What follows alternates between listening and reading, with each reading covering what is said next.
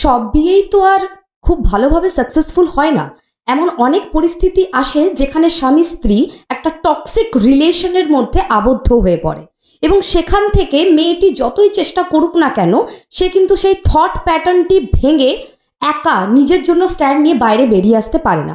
সে তার সেই ছোট্ট বাসা যেটা সে একে একে করে বুনেছে সেই বাসাটি বাঁচানোর জন্য এবং নিজের সন্তানদেরকে বাঁচানোর জন্য সে কিন্তু সেই টক্সিক রিলেশনের মধ্যে দিনের পর দিন বছরের পর বছর নিজের পুরো জীবনটা কাটিয়ে দেয়।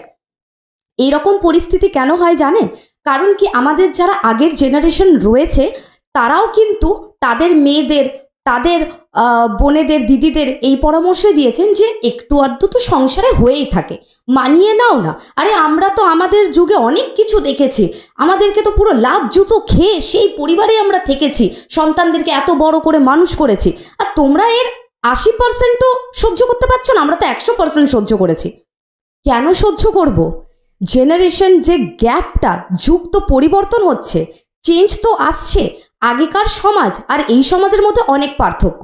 এখন সমাজের বিকাশ ঘটেছে, এখন উন্নয়ন এসেছে, তাহলে আপনি কি করে এক্সপেক্ট করতে পারেন যে সেই জেনারেশন, সেই সমাজের সাথে আমরাও খাপ খাইয়ে সেই অন্যায় অবিচারগুলো মুখ বন্ধ করে সহ্য করব?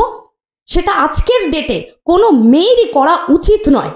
এবং এই জেনারেশনের যে প্রেশার সেটা মেয়েদের উপর চাপিয়ে দেওয়া হয় এবং মেয়েরা টক্সিক রিলেশনের থেকে কোনোদিনই আর বেরোতে পারে না।